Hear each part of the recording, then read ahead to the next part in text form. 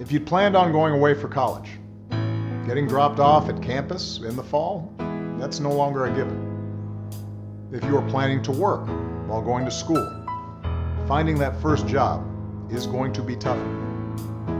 Even families that are relatively well off are dealing with massive uncertainty. Those who were struggling before, they're hanging on by a thread.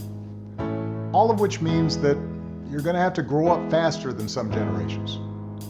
This pandemic has shaken up the status quo and laid bare a lot of our country's deep-seated problems, from massive economic inequality to ongoing racial disparities to a lack of basic health care for people who need it. It's woken a lot of young people up to the fact that the old ways of doing things just don't work. That it doesn't matter how much money you make if everyone around you is hungry and sick, and that our society and our democracy only work when we think not just about ourselves, but about each other. It's also pulled the curtain back on another hard truth, something that we all have to eventually accept once our childhood comes to an end. You know, all those adults that used to think were in charge and knew what they were doing, it turns out they don't have all the answers. A lot of them aren't even asking the right questions. So if the world's going to get better, it's going to be up to you. That realization may be kind of intimidating, but I hope it's also inspiring.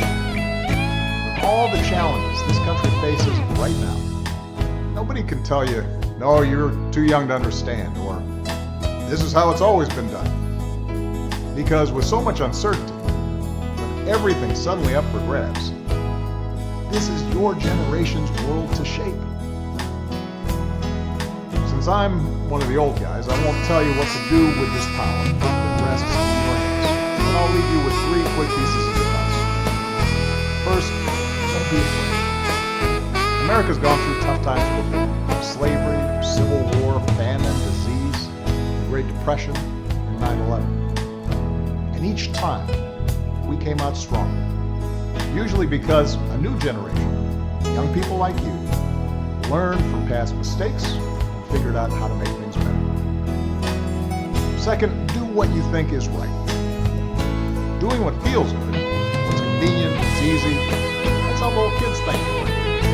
Unfortunately, a lot of so-called grown-ups, including some with fancy titles and important jobs, still think that way, which is why things are so screwed up.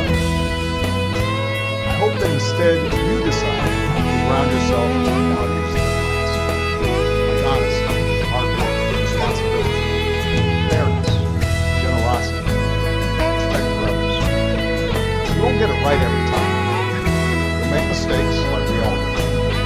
If you listen to the truth that's inside yourself, even when it's hard, even when it's inconvenient, people will notice. They'll gravitate toward you. They'll be part of the solution instead of part of the problem. Finally, build a community. No one does big things by themselves. Right now, when people are scared, it's easy to be cynical and say, let me just look out for myself, or my family, or people who look or think or pray like me.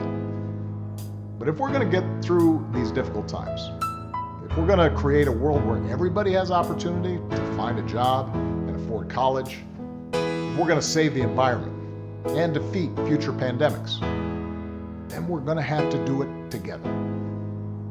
So be alive to one another's struggles. Stand up for one another's rights. Leave behind all the old ways of thinking that divide us. Sexism, racial prejudice, status, greed. Set the world on a different path. When you need help, Michelle and I have made it the mission of our foundation to give young people like you the skills and support to lead in your own communities and to connect you with other young leaders around the country and around the globe.